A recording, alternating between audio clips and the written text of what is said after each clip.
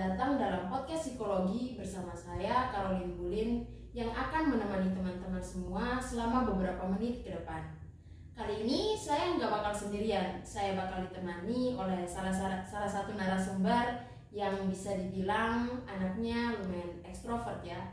Dia di kampus sering terlihat di mana-mana, pokoknya punya banyak teman, bisa dibilang social butterfly lah. Tanpa membuang-buang waktu, mungkin saya akan memberikan kesempatan kepada kakak untuk memperkenalkan diri kakak dan mungkin sedikit bercerita tentang kesibukan kakak akhir-akhir ini. Oke, terima kasih Kak Jen buat waktu dan kesempatannya. Perkenalkan teman-teman, di sini nama saya Reinhard Foe. Saya bertindak sebagai narasumber di podcast malam hari ini. Terus kesibukan kakak akhir-akhir ini apa sih? Sebagai kakak kan mahasiswa psikologi ya semester 5.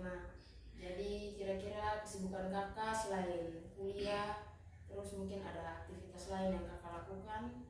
Ya, mungkin aktivitas lain selain kuliah itu ya ada latihan futsal bersama teman-teman fakultas, bersama kakak-kakak semester 7 ya, dan ada adik-adik semester 3 dan 1 juga di situ karena ada mau pertandingan Dekan Cup, jadi ada persiapan latihan-latihan.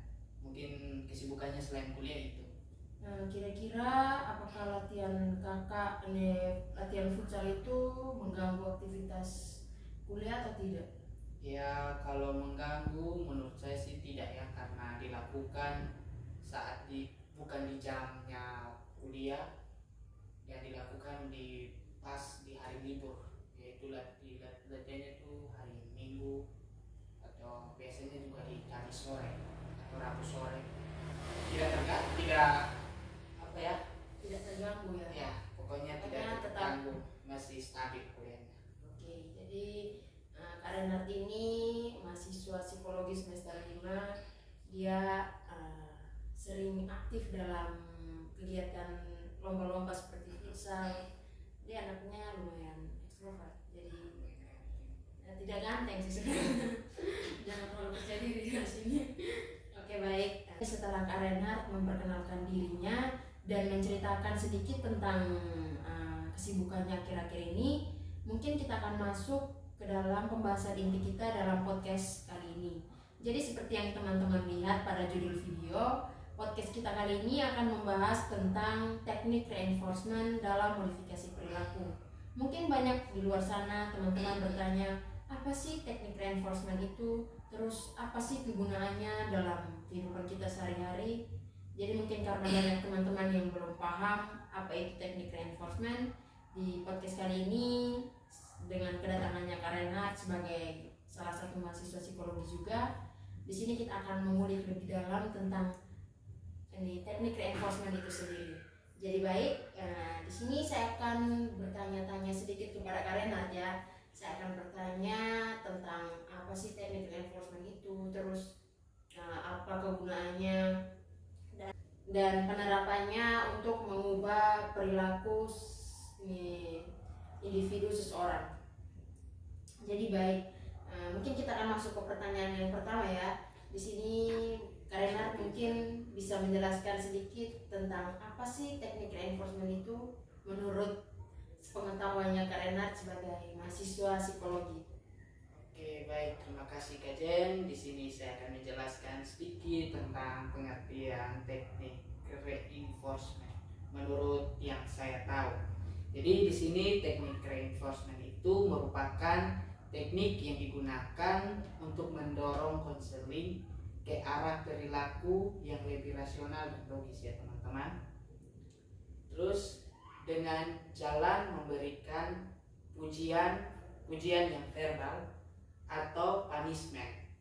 Di sini reinforcement itu merupakan peristiwa atau sesuatu yang membuat tingkah laku yang dikehendaki. Dan di sini juga reinforcement itu peristiwa atau sesuatu yang membuat tingkah laku yang dikehendaki berpeluang diulang karena dia tuh bersifat disenangi. Jadi menurut Skinner di sini, reinforcement itu dapat terjadi dalam dua cara, yaitu positif dan negatif. Ya. Sama kayak kehidupan tuh kan, ada positif dan negatif. Ada pahit dan manis ya. Iya, sama kacau manis kan.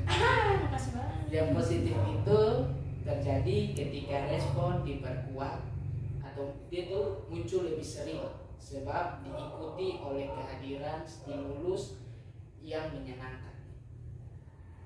Reinforcement positif dia tuh mampu memotivasi banyak tingkah laku dalam kehidupan sehari-hari, seperti Anda belajar keras karena ingin mendapatkan nilai yang bagus, atau bekerja ekstra keras karena ingin memenangkan promosi jabatan. Ataupun juga di sini reinforcement positif juga mempengaruhi bekerja. Oke, jadi tadi setelah Kak Reinhardt menjelaskan pengertian dari teknik reinforcement. Nah, teknik reinforcement itu sendiri kan ada dua jenis ya, ada teknik reinforcement positif dan teknik reinforcement negatif. Yang positif itu yang diberikan pujian dalam bentuk verbal, dan yang negatif itu diberikan punishment ya. Nah, mungkin setelah Kak Reinhardt menjelaskan tentang pengertian tadi, Kak Reinhardt bisa memberikan contoh dari teknik reinforcement positif itu sendiri dan negatif itu sendiri kepada teman-teman, supaya teman-teman lebih memahami lagi. Contohnya dalam kehidupan sehari-hari saja yang lebih simpelnya, biar mudah dipahami oleh teman-teman. Oke, baik aja. Minum air. Silakan. Tenggorokan gatal. Minum banyak, Pak. Oke, jadi di sini contoh reinforcement yang positif dalam kehidupan sehari-hari itu contohnya seperti teman-teman belajar keras karena ingin mendapatkan nilai yang bagus. Terus bisa juga bekerja ekstra keras karena ingin memenangkan suatu promosi jabatan. Kan pasti di kantor-kantor itu kan pasti tiap bulan atau tiap tahunnya tuh pasti ada promosi jabatan. Jadi di mana karyawan itu berlomba-lomba untuk untuk memenangkan program itu. Nah, kalau untuk reinforcement yang negatifnya itu misalnya seperti kita dipanggil ke ruang kepala sekolah untuk diberikan nasihat atau hukuman Karena melakukan suatu hal yang buruk ya. Seperti itu. Atau juga kita memberikan tugas kepada adik-adik kita. Ya, misalnya Kajen memberikan tugas kepada adik Kajen untuk membersihkan rumah atau mencuci motor Kajen, mungkin begitu. Ya, menurut saya ya kalau reinforcement positif dan negatif ya seperti itu contohnya. Oke, jadi kalau teknik reinforcement positif itu sendiri, contoh dalam kehidupan sehari-hari tadi seperti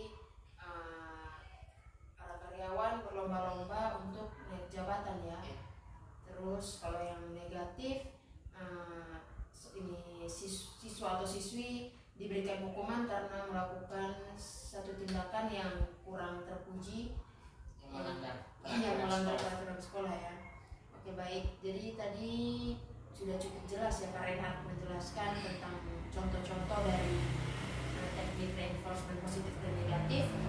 Oke, baik, jadi tadi Kak Reinhardt sudah menjelaskan tentang pengertian reinforcement. Ada reinforcement positif, ada reinforcement negatif. Terus Kak Reinhardt juga sudah memberikan contoh-contoh dari kedua teknik reinforcement itu ya. Jadi selanjutnya mungkin Kak Reinhardt bisa memberikan contoh penerapan yang lebih akurat lagi, yang mungkin teman-teman semua bisa lebih memahami dalam kehidupan sehari-hari. Contohnya Kak Reinhardt memberikan ya seperti yang saya jelaskan tadi. Ya, baik Kajen.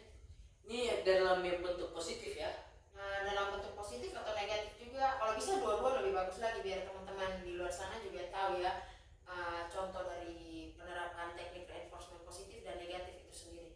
Oke, jadi baik teman-teman, kalau penerapannya dalam bentuk positifnya, penerapan dalam kehidupan sehari-hari, contoh contohnya seperti ini.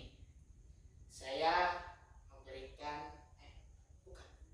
Saya menyuruh adik saya untuk belajar giat agar dia bisa mendapatkan hasil yang bagus di sekolah.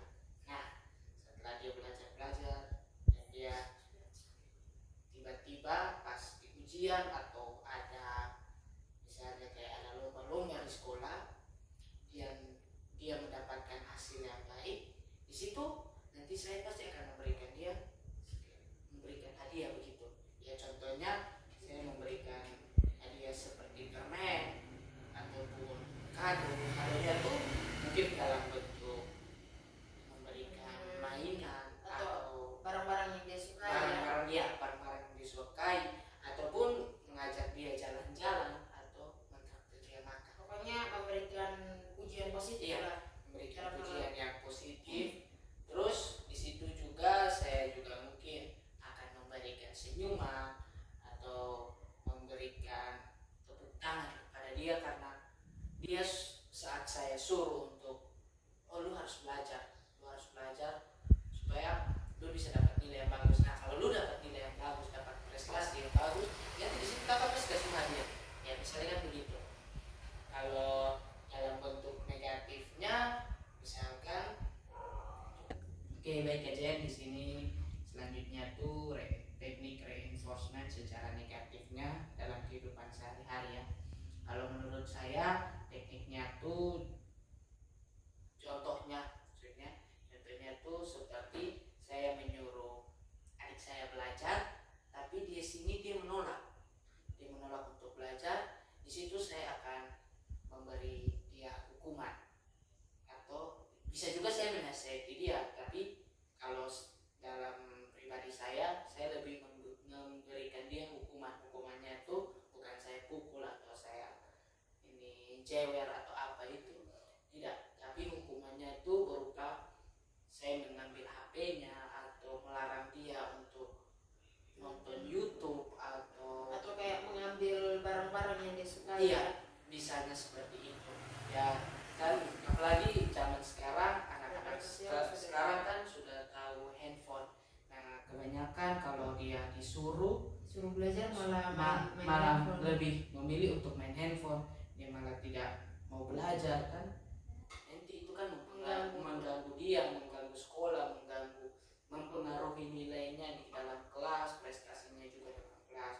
Jadi kalau dalam bentuk negatifnya ya seperti itu, saya suruh dia untuk belajar atau saya menyuruh dia untuk menentukan sesuatu, tapi dia menolak tuh ya saya pasti akan memberikan dia hukuman. Ya seperti itu. Oke, baik. Jadi tadi di teknik reinforcement positif, contoh dalam penerapan kepada individu, dia Karenhardt mengambil contoh adiknya ya. Jadi dia menyuruh adiknya untuk belajar dan mendapatkan nilai yang tinggi di sekolah. Jadi ketika adiknya mendapatkan nilai yang tinggi atau berhasil mencapai suatu hal, Karenhardt akan memberikan ini ujian kepada adiknya dalam bentuk mungkin memberikan barang-barang yang adiknya sukai seperti mainan atau memberikan pujian kepada adiknya.